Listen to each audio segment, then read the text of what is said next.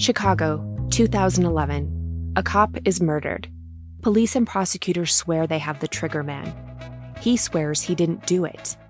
How far will each side go to prove they're right? Like it's just one bombshell after another, where you're like, what? The story of a PlayStation, a brain-eating amoeba, and the relentless pursuit of justice.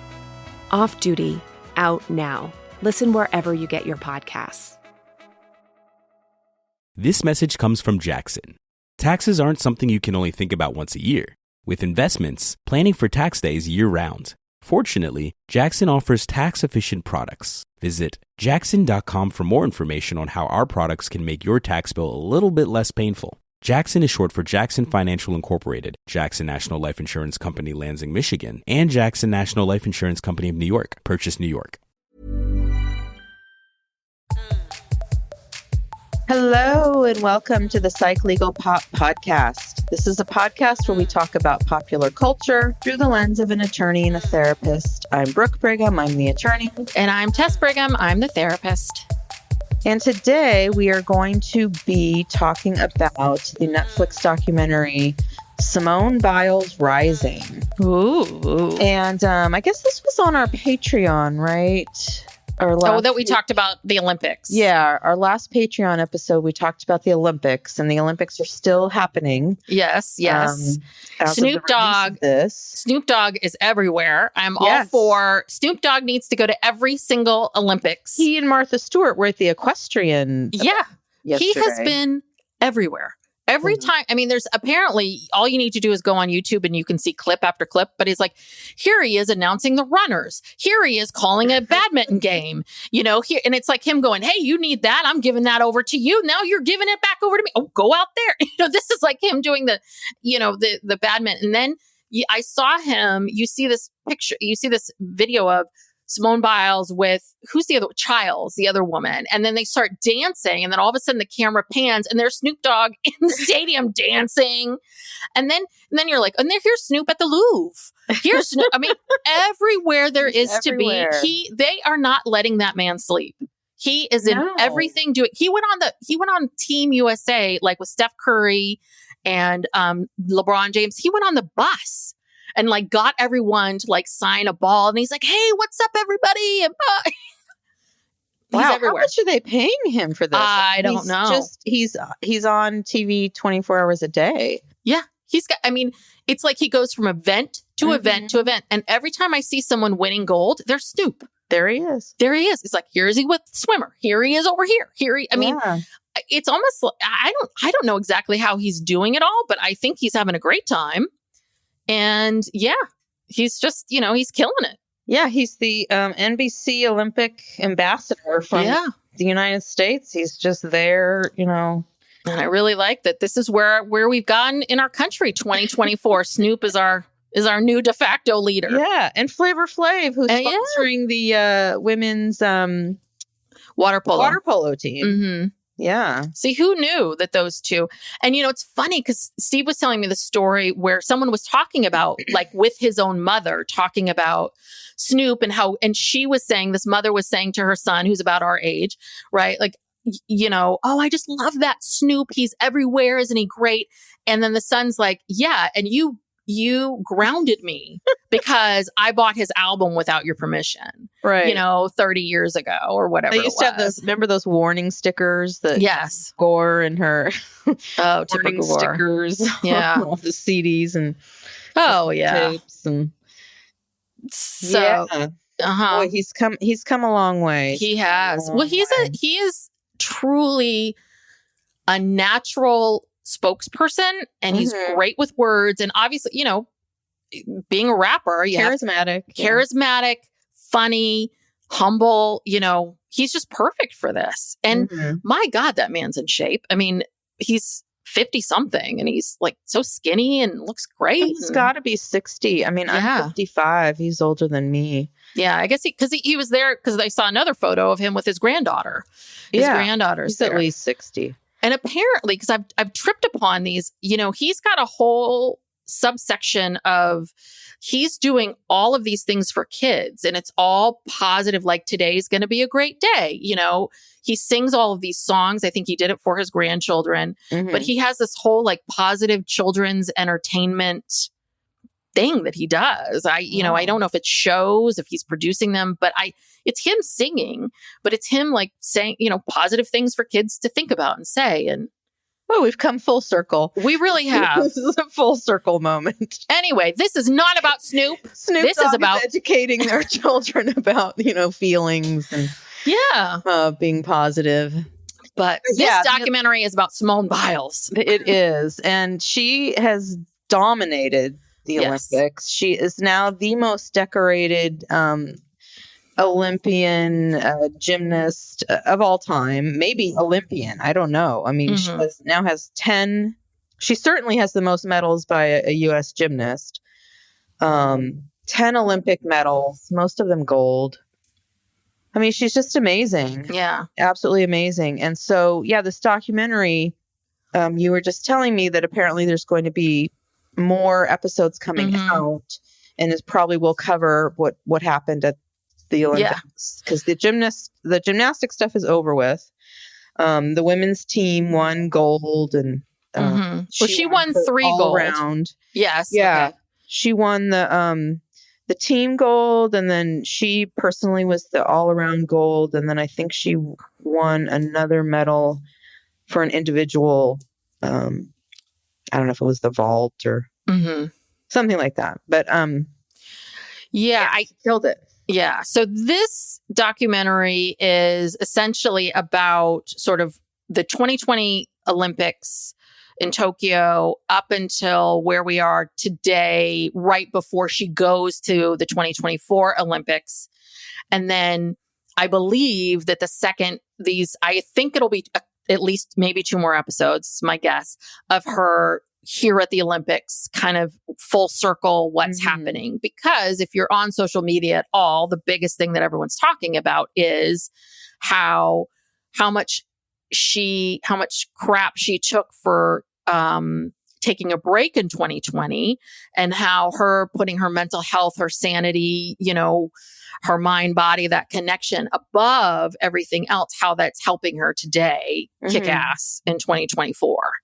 And she said she was inspired by, who is the tennis player?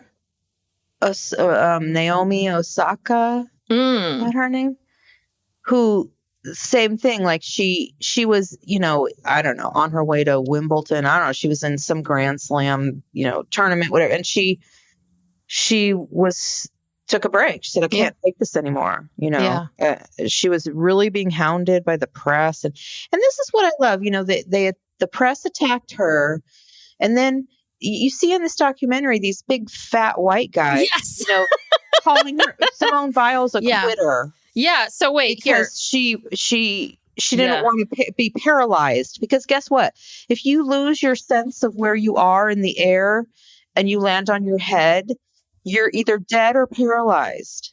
Yes. This is not a joke. Yeah. This is what I wrote down, was that I said, so we see this guy, Ben Mahler, the Ben Mahler show. Should I know who Ben Mahler is? I don't know who he is. He's any of these people that talked, I did not know who any of them. No. One guy looked like he spent more time at the, at the tanning salon than anywhere else. He was so Botox, that one guy that was Botoxed out with this. And I'm like, who are you to be saying any of this? But what I noticed is they were all older white men, all and older. Overweight. Yes, and overweight. But one was a black guy, an overweight black guy. But this is and not to get on my, you know how I like to get on my rants, but it's just something I'm noticing in my work, because I work with these companies, and this issue of age and how you perceive hard work and how you perceive how much you should be working or should not be working. Again, we see this more and more. I hear about this at companies all the time, of people our age, and we talked about this on our Patreon, just the relentlessness of how much our parents worked and how they instilled that in us, and that it's so hard for us to take a break, that we never took really like family vacations. Still don't take breaks. We still don't take breaks, that Gen Xers who we are now managers and leaders of these companies. We are really, this is our attitude, which is exactly what these guys said. When things get tough, don't quit. You don't quit. Like if you fight through the pain and survive, maybe almost dying, then that means you're good. But when you take a step back and go, you know what? I can't do this right now. I spent a lot of time and energy thinking about this, and I've made my decision that we chastise that. And it's a real problem. And I only have good things to say about these young people, and the fact that they're willing, that what she did was huge. And what any of these young people are doing is huge and so important, because they are changing how we see these things. Right. And it probably saved her life Yeah. too. And yeah, she was juxtaposing, or the film was juxtaposing her choice with what happened to that poor Carrie Shrug. Yeah. Or Strug. Is it Strug or Shrug?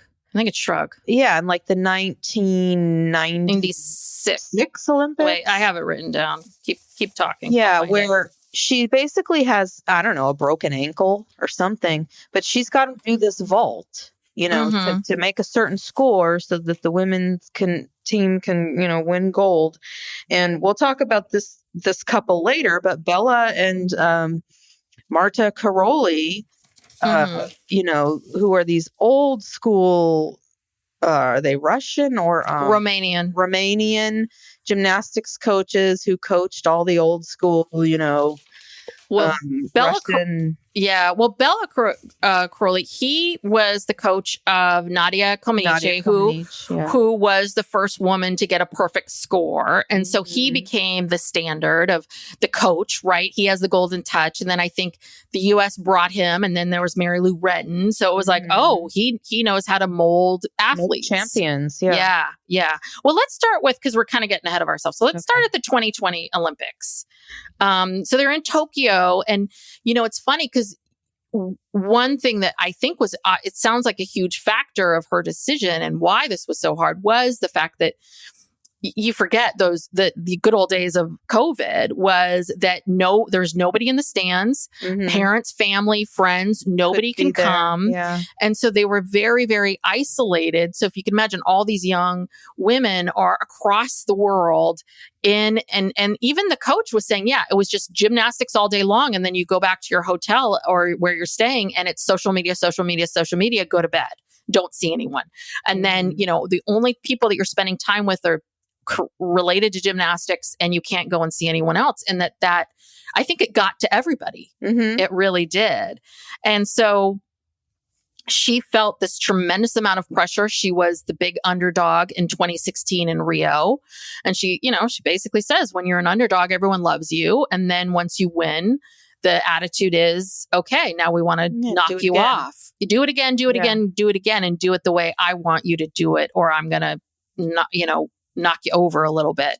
And so it looked like she had, I don't exactly know, they don't explain the how things lined up, but it looks like pretty early on in the competition, she did 2 vaults and just couldn't do it. Like she said she lost the connection between her mind and her body, and that when you're spinning in the air, you need to be very your mind and body have to be connected so that you don't get lost. Ground is. Yeah. So you don't get lost. Yeah, because she has this vault that's called the Biles move, the Biles 2. The Biles 2, yeah. Yeah, and so it's a vault where you do 2.5 twists in the air. And, she's the first one who did it. I don't know if anyone else has been able to do it, but she was trying to do that. And and that's called the twisties, where you lose track of where you are in space. And so you don't know if you're going to land on your feet or on the ground or any, what I mean? On your head, on the vault. You don't know where you are. And so she's trying to do the 2.5 and she could only do 1.5. And then she loses it, and she luckily landed on her feet. But she did it a couple times and was unable to do it successfully. And then I think she just got really afraid. Yeah. and was like, I'm not going to die over this, Yeah. you know? Well, and she said, the first thing she says in the documentary is, I've always been really good at being able to have intuition about things, you know, and I get the sense that she already leading up to it was feeling a bit disconnected from herself. And then she must have gotten there, went through those two things, and then was like, oh no, I can't do this. And we see her call her mom because her parents can't come. So she calls mom, and I love this mom because she said, I don't, and the mom said, absolutely don't do it. Like, just supported her, not one moment of, well, do you think you should try or anything? She was just like, you know yourself, so don't do it. And I was like, I give, and we learn more about her home life, but I give these parents a lot of credit for not, you know, for just supporting her 150%. Well, and at this time she has those French trainers, right? She's not with Caroli. No, they're gone. So she has these French trainers, and my guess would be is that's probably why she felt like she could say, right, I can't do this. I think they probably were like, okay, that's fine. You don't have to. Yeah, because there was this real fear of the Carolis, and we'll talk about this more later when we get to the abuse scandal. But part of the reason why the abuse that these gymnasts were being subjected to is because everyone was so afraid. It was such a repressive environment and a hostile environment being trained by the Carolis. You couldn't go to them and confide in them and say anything to them. But now they're gone. Yeah. So she has these reasonable people now. Yeah. Her coaches. Well, and obviously she's got the support of her parents and her husband and the people around her. I think they were just dating at the time. But but we see, and I remember when all of this happened, and I remember her talking about the twisties, but I didn't realize how harsh the criticism was. I got the sense, and maybe it's just the accounts that I follow in the world that I live in, but I felt like a lot of people were applauding her. So I was surprised to hear, like, wow, there was a tremendous amount of criticism. So here she is, she's pulled out, but the whole time she's being criticized constantly, like by everyone. She's a quitter. I thought you were the GOAT, but you're not. You know, all these either anonymous people through a screen who don't have the guts to tell her to her face, or big fat white guys. Yeah. And of course, there's a lot of misogyny and racism and ugly. So, but she knew that's what she needed to do. But she said, I felt like she just felt like even if people weren't staring at me, I felt like everyone was staring at me thinking that I'm a loser, I'm a quitter, I'm nothing, you know? And like, to put this into context, prior to the 2020 Olympics, she had just gone through hell with this abuse case. And I don't know if we should get to... Yeah, that's kind of what happens next. But go into that. So Carrie Shrug, I found it was 1996. Okay. And I remember that because that was a very famous thing where she basically lands... She already was hurt. She does that final vault. She can't even stand on both her feet. And then we see it where she basically gets on the ground. Like she's crawling. Yeah. She cannot. I mean, and we're applauding. She does the trick. She does the vault. She nails it. She somehow gets, the adrenaline or whatever. She's able to run up, do the vault. The minute she lands, she can't walk. She's crawling. Yeah. And her coach, Caroli picks her up, and this famous tape of him carrying her. But it's like, and they showed other examples of that too, where these young girls who are gymnasts, they got hurt all the time, and they were just expected to just keep going, just go work through the pain, just keep going. There was no respect for them as people. They're just like these little commodities, that everyone's using. And well, and a lot of it is, I think, breaking them. Like this idea of the attitude was it needed to be like the military. You got to break someone down to build them back up. And that attitude has been that was the belief for a long, long time in a lot of different ways, whether it was, there was a lot of, I felt that too when I was younger, a lot of like, that's how Hollywood was. It was a lot of like breaking you down to build you up, to break you down to, can you survive this? Do you have what it takes to survive this? And when you leave, when you get out of it, you're like, I feel like I just went through a war with these people, or I just went through something, and it is significant. So they did not, she, at the time, she was right after the 2016 Olympics is when everything came out about Larry Nassar. Yeah. So it was like 2017, 2018. A lot of these gymnasts started coming forward, and it was really spearheaded. There was like a 60 Minutes did several stories on this, but there was a 60 Minutes where this gymnast, Michaela Maroney, she was one of the first people to come out. And then the woman, Allie Reisman, who was also on that 2016 team with Simone, big names in gymnastics, started coming forward and saying that this guy, Larry Nassar, now, I didn't know this till today, till I did some research. He's not even a doctor. Oh, he isn't? No. Oh. They were calling him a doctor because they always refer to him as, a doctor. No, he had a degree in kinesiology. He was basically an athletic director. And he was the athletic director at Michigan State. And somehow he became like the athletic trainer for the US Gymnastics Association. And he was treating, quote unquote, treating. He was actually practicing medicine without a license, in addition to committing sexual abuse of all of these young gymnasts.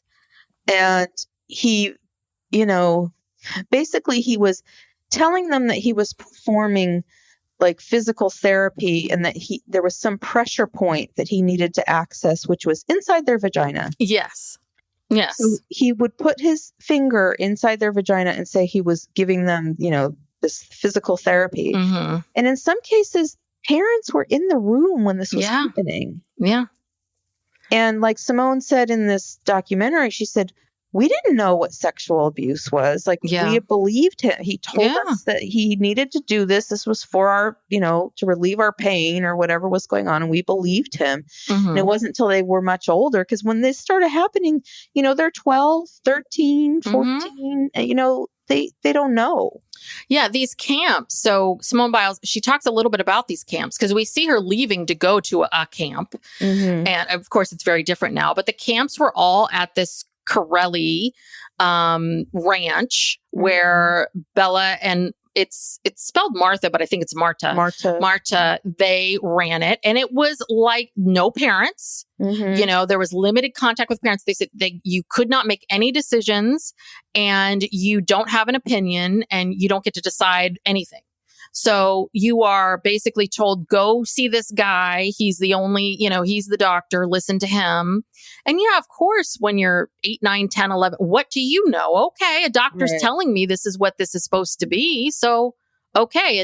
And that was the thing, was that the Corellis, they allowed, they created this atmosphere of fear and you can't shame. And you can't speak up. So even if someone thought what he was doing was wrong, where are you going to go with that? Because Simone said that she figured out pretty quickly, these two people have a lot of control over whether or not I succeed in my career. And that's, again, another problem when we have one or two people that are gatekeepers. Like no one or two people should be gatekeepers of anything ever. Yeah. So it turns out that he had started abusing, he'd been doing this for decades. Yeah. And there are hundreds of victims. I think they officially, I've seen the number 265. Yeah. Those are just the people who have come forward and have given statements and whatnot. And so hundreds and hundreds of young girls he sexually assaulted over decades. People did complain about him.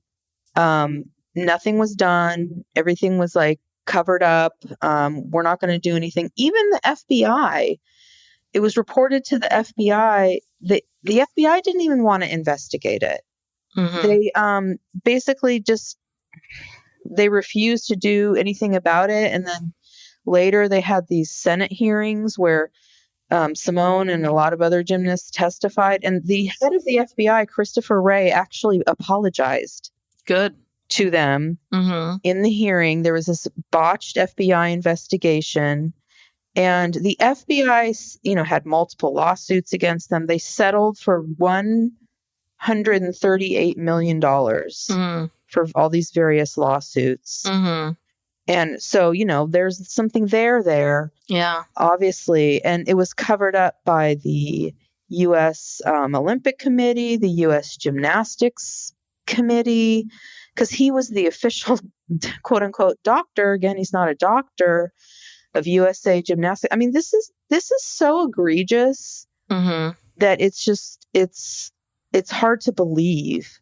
And then after he gets arrested, when he's first arrested, he gets out on bail because he's arrested on state charges in Michigan.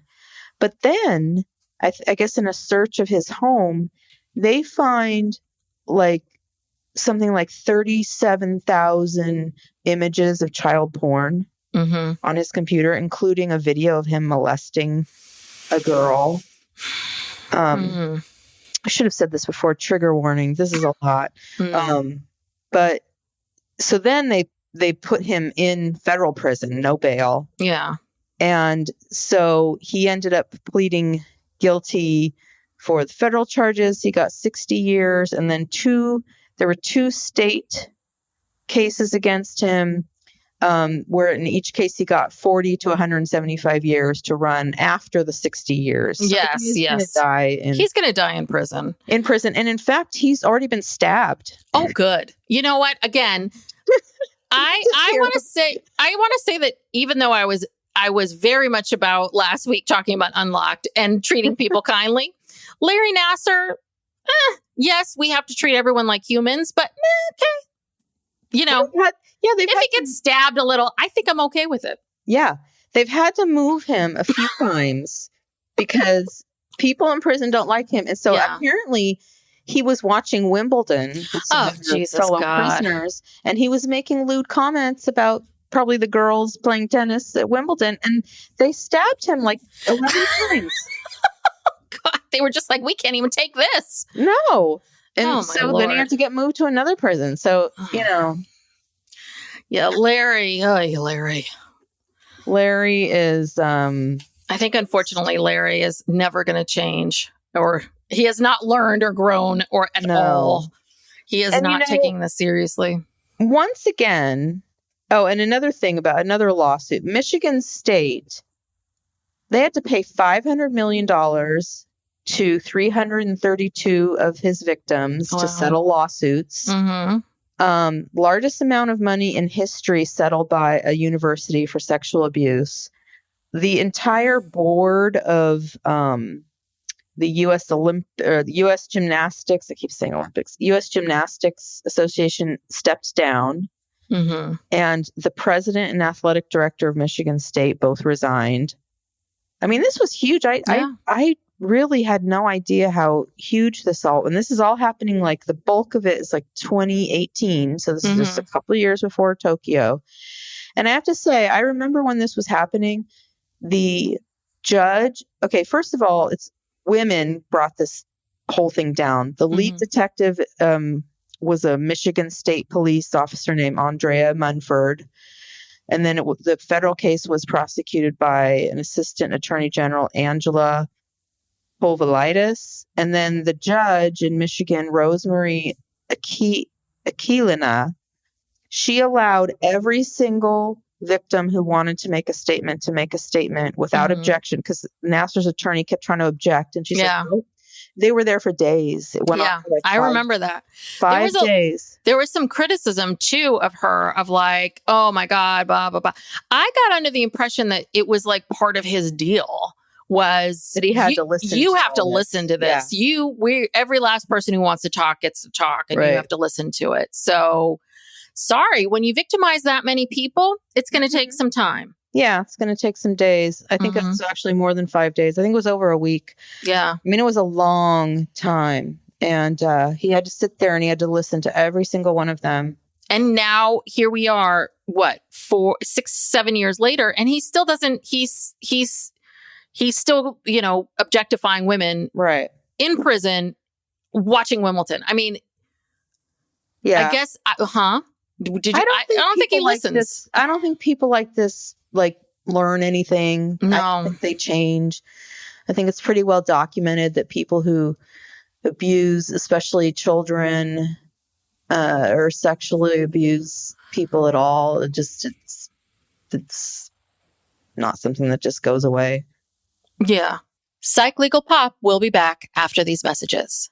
Are you feeling lost or uncertain about your future? It's time to discover the true you. This is Tess Brigham from Psych Legal Pop podcast, and I want to tell you about my book, True You. In True You, I delve into the 6 key issues we all face during our quarter-life crises. From career dilemmas to relationship struggles, this book provides simple tools and techniques to navigate each challenge. True You is your roadmap to personal growth. Even if you're not experiencing a quarter-life crisis, True You will help you get to know yourself on a deeper level. If you're ready to unlock your true potential and create a life you love, pick up your copy of True You today. You can find more information on my website, www.tessbrigham.com, or it's available to purchase at Amazon. This message comes from Jackson. Taxes aren't something you can only think about once a year. With investments, planning for tax day is year-round. Fortunately, Jackson offers tax-efficient products. Visit jackson.com for more information on how our products can make your tax bill a little bit less painful. Jackson is short for Jackson Financial Incorporated, Jackson National Life Insurance Company, Lansing, Michigan, and Jackson National Life Insurance Company of New York, Purchase, New York. Chicago, 2011. A cop is murdered. Police and prosecutors swear they have the trigger man. He swears he didn't do it. How far will each side go to prove they're right? Like it's just one bombshell after another, where you're like, what? The story of a PlayStation, a brain-eating amoeba, and the relentless pursuit of justice. Off Duty, out now. Listen wherever you get your podcasts.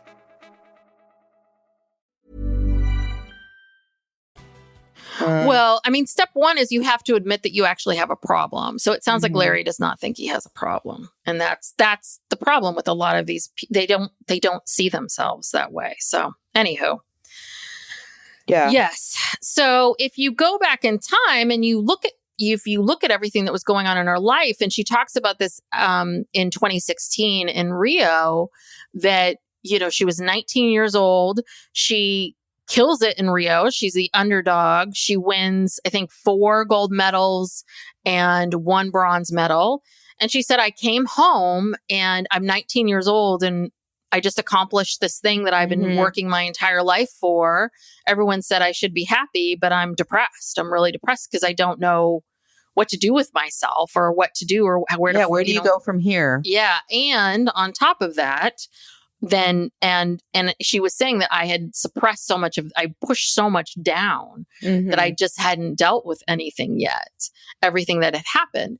Because that's the other thing too, was that the Nassar stuff had all come out and, people were looking. I think there was also that piece of like, okay, now everyone sees me now. I'm the GOAT. I'm this. People are projecting all these things out on me. And now I'm also this victim. And I think that got to her too. And she just, it was all too much. A lot. Yeah. It's too much. Well, yeah. And she talks about that too, of how layered it is, where the media is ripping you down. And then you've got all these people, the sports commentators, and then you've got your trainers and the people that are supposed to be there for you, like criticizing you. It's hard to know where to look. So, well, luckily, she had a very supportive family and supportive fiance, husband at the time who got her through. And then there's also the trauma that is probably she hasn't dealt with until recently. of her childhood. You know, she was one of 4 kids who was born to a woman who I think had a drug problem, couldn't take care of the kids. They were in and out of foster care. Yeah. And young kids. Yeah. And she talks about not knowing, like, I didn't know how my mom was going to be, didn't know if there was going to be food, didn't know what anything was. And it sounds like she remembers from early, like very early, you know, I don't have memories at 3 or 4, but she seems to, you know.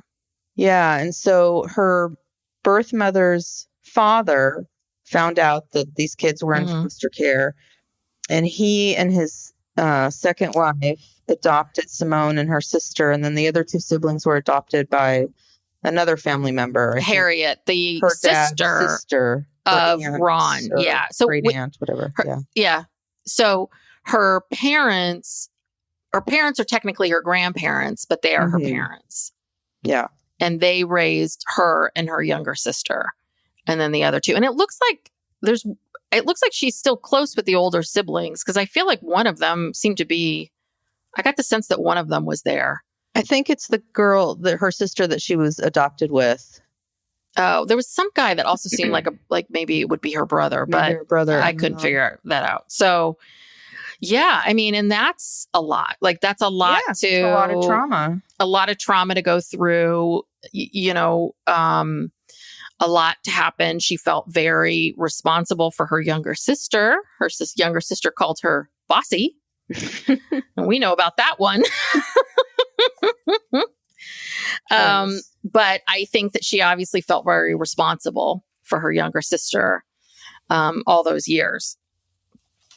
So, yeah, I mean, it was a lot. So she leaves Tokyo and basically comes home and says, I had to start from square one. I had to kind of get back to, what am I doing here? Why am I doing this? I've achieved the things that I've wanted to achieve. She has money. She could just keep doing sponsorships and other things if that's what she wanted to do. So it was just several years of, you know, trying to figure things out. And it sounds like it was a lot of like going to the gym and then taking a break and going to therapy and going back to the gym. And she got married and supporting her husband, who's a football player. And being with him and wanting to support him, and then going back to the gym, and then finally kind of getting excited about it again, getting excited to do this thing that she's it is loving. hard for these athletes, though. You know, it's like, when she's 27 now, I'm pretty sure this is probably going to be her last Olympics. She's so young, and this has been her whole life. Like, what does she do now? I'm trying to think of, you know, some of these other young gymnasts, and they interviewed some of the gymnasts. Was it like it was Betty okay, so they interviewed Betty Okino and Dominique Dawes. Yeah. So both Betty and Dominique were, you know, they were both part of the Olympic team as well. On 2016? Well, Dominique Dawes earlier. was 1996. Oh, she's that old? Betty Aquino is 1992. Oh. So prior to all of this was the other thing too that she talked about, was that she did not have, there weren't a lot of role models. Yeah, there weren't a lot of Black gymnasts. That the standard was always, if you look around, was that it was all these young, white, primarily blonde women. And there was a lot of criticism. They were talking about Gabby Douglas. And so prior to Gabby Douglas, there had never been a Black woman who had won gold in the all, you know, on that level. And the biggest criticism that Gabby Douglas got, in what year was this that she killed it? Was she, she was 2012, London 2012.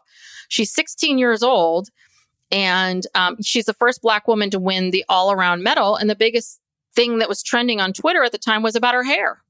It was about her appearance. That there was all of this criticism about her hair being messy, her hair And they say that about Simone too. Yeah, that Criticize what's her hair. that, like, it's this or it's that. It was messy. And so that's another aspect of the documentary that they discuss, is just the role of Black women in this sport. And there's definitely a body type. Mm-hmm. And I don't know, why is it that gymnasts always tend to be a little bit shorter? Well, I think it has to do with their center of gravity.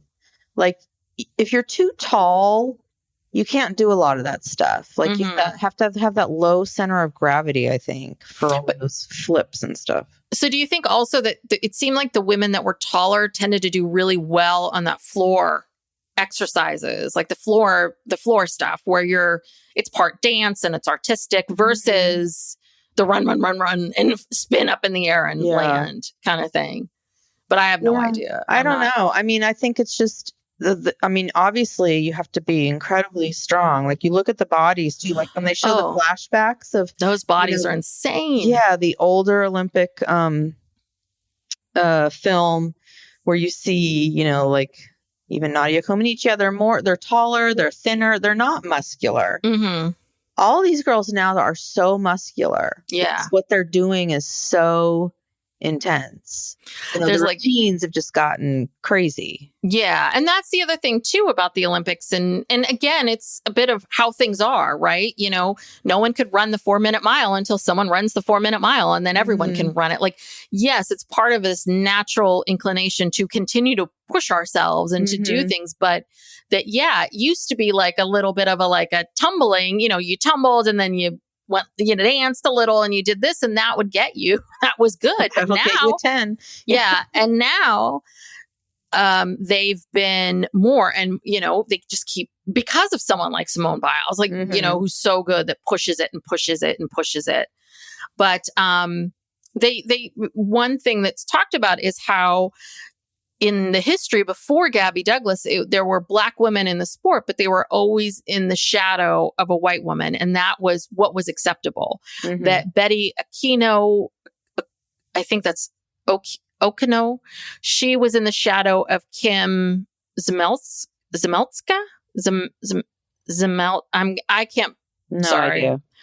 And that Dominique Dawes was in the shadow of Shannon Miller. And that was okay. It was okay for Black women to succeed at this sport as long as they were in the shadow. But then London 2012, when Gabby Douglas won, it was like, oh, no. So let's start talking about her hair. Yeah. Well, now, wasn't it the top 3 medal winners were all Black women? Yeah. Was it the all around? Mm-hmm. Yeah. That's what because Simone won gold. I don't know who the other. One of them was from, it's an African country. I can't remember which one.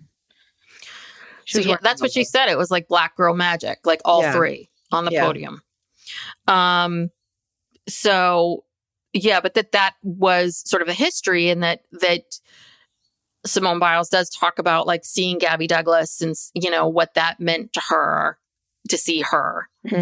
But again, she just, I think that Simone is considered the GOAT because she just keeps, her competition is herself. Right.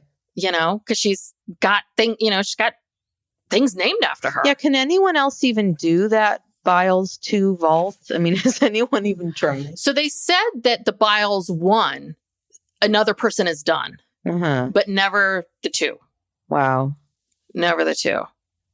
So, yeah. And so then we also see sort of her leading up to going back to the Olympics, going to the 2024 Olympics, and that process. And it was around 2023 when she was like, okay, she's like, you don't just get to go to the Olympics, you have to qualify. Yeah. So we see her going through the process of going to the world, they call it worlds, where she took, again, the all around, she won gold, or number 1 in the all around women's. She killed it again, in this worlds.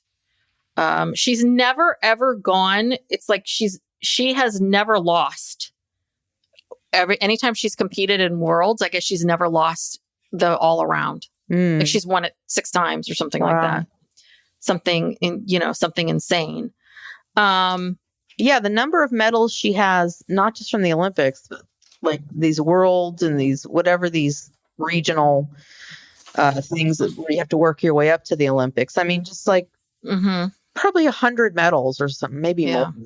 So this was another thing, back to this mental health piece, which I think is really important, is she talks about, because her husband's a professional football player. So, I mean, usually in these kinds of relationships, only one person gets to be the star, and I think both of them are working very hard to support each other and to recognize, they're both athletes and they both understand that, but that they need to support each other. And so you see her going to these Green Bay games and being a football wife. And she's like, I never thought I'd be this person, but here I am. And she's like, and it's nice. It's not about me.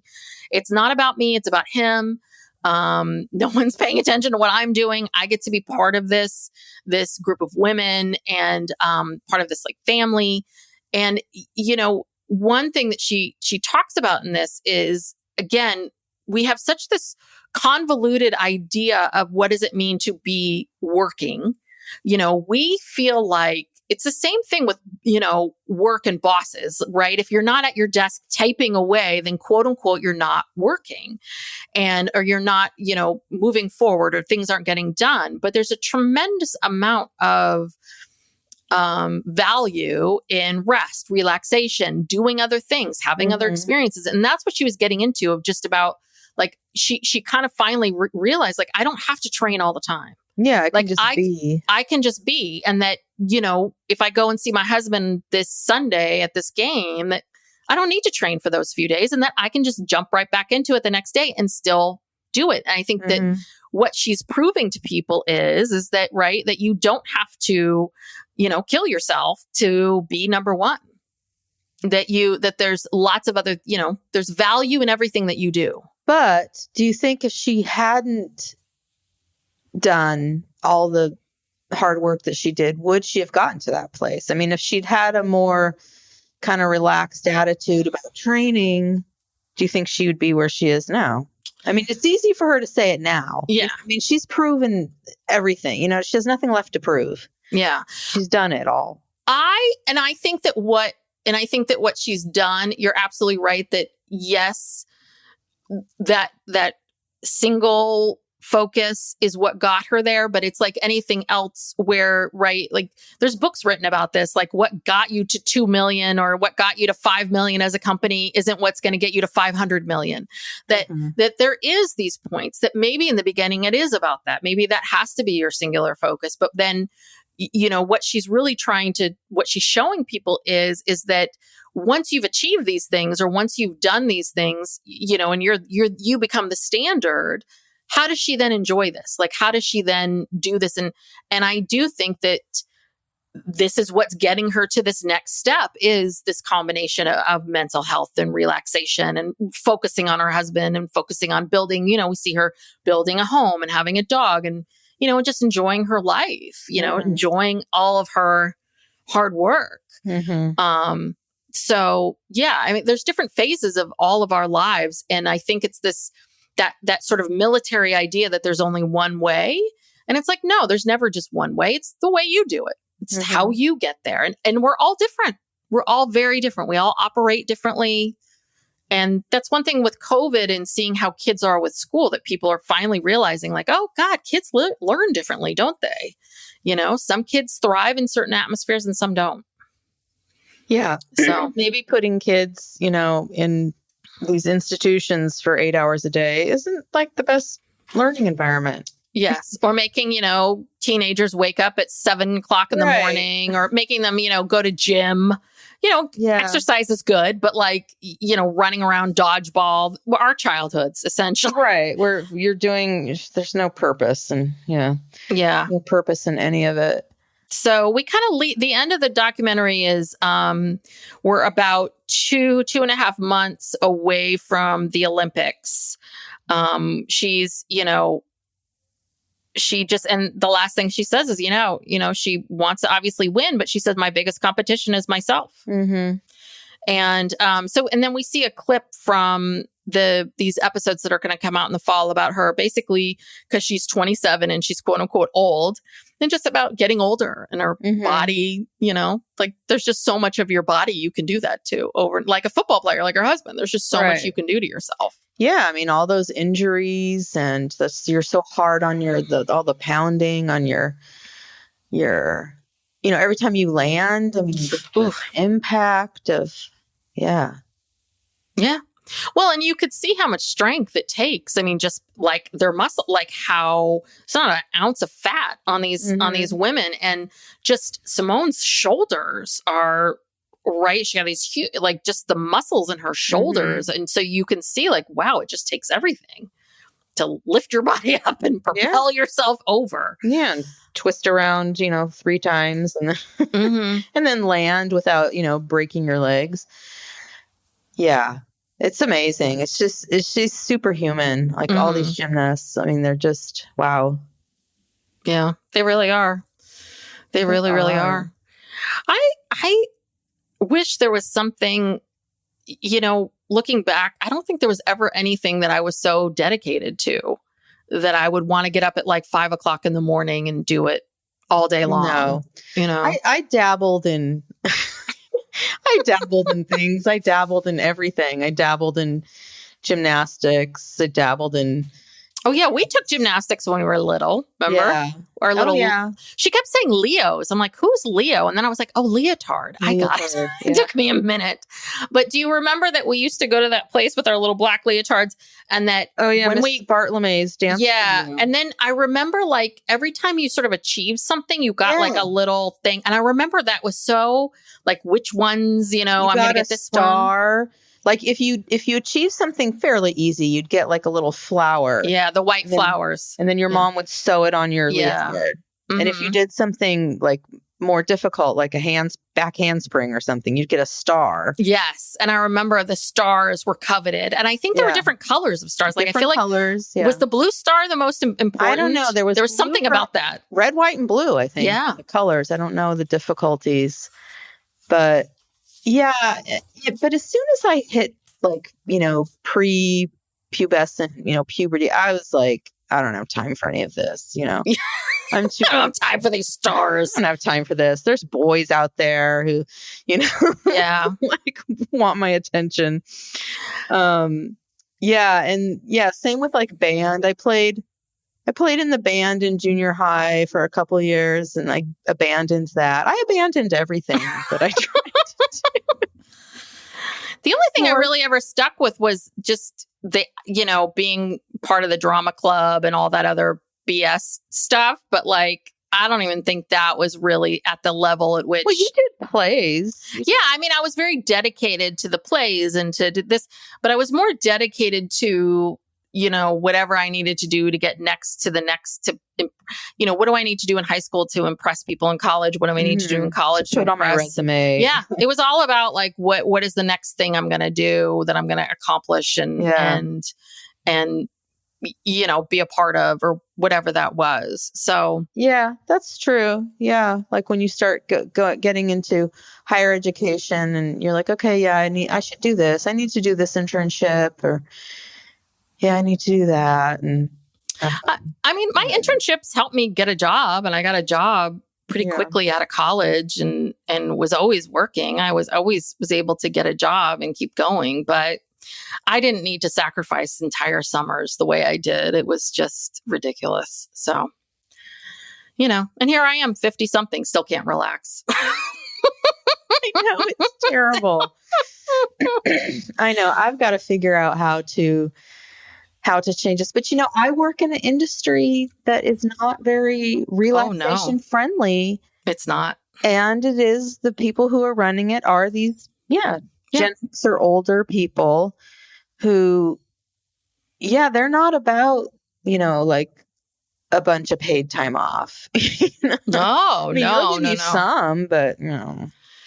I mean, it's funny because I've had so many conversations this week with people about this particular thing. And it's like, I've heard it from different ends. I had one woman who was talking to me. She's young. She's 23 and she's got this older guy that she's almost frightened of in a way. And he's like a Gen Xer. And basically she went to her boss, who I want to say is probably a millennial, and said to him like, hey, I need help with so-and-so, it's just, and the millennial was just like, oh yeah, he's old. He can't change.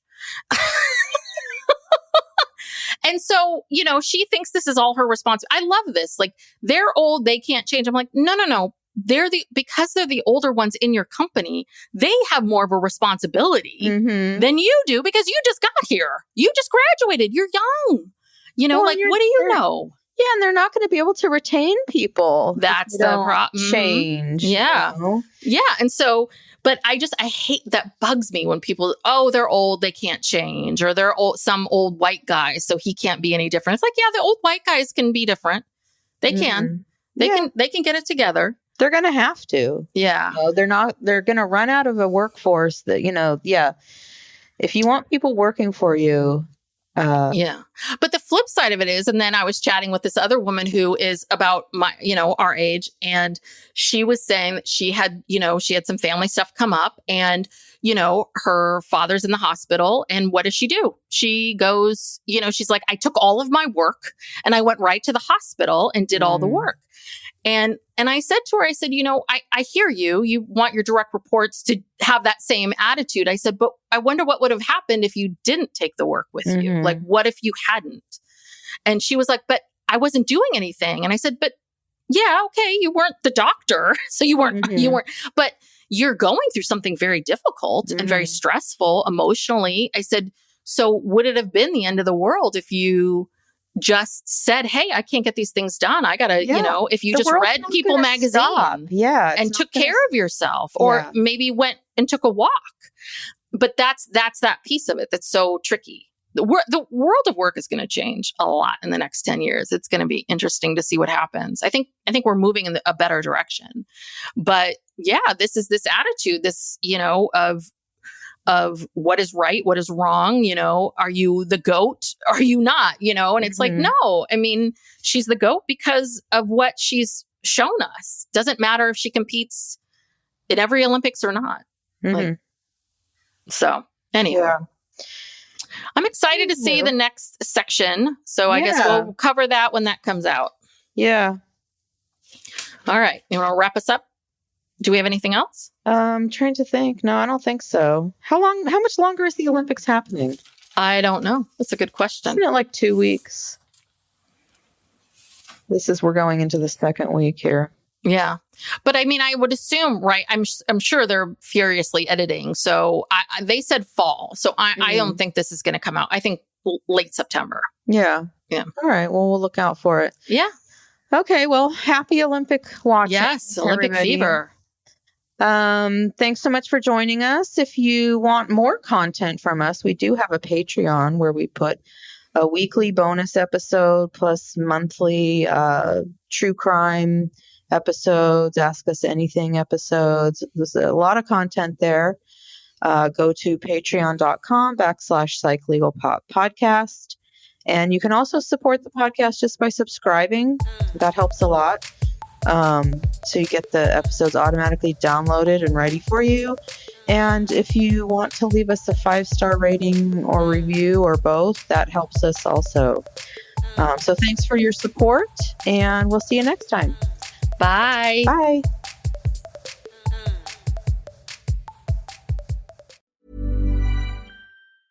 This message comes from Jackson.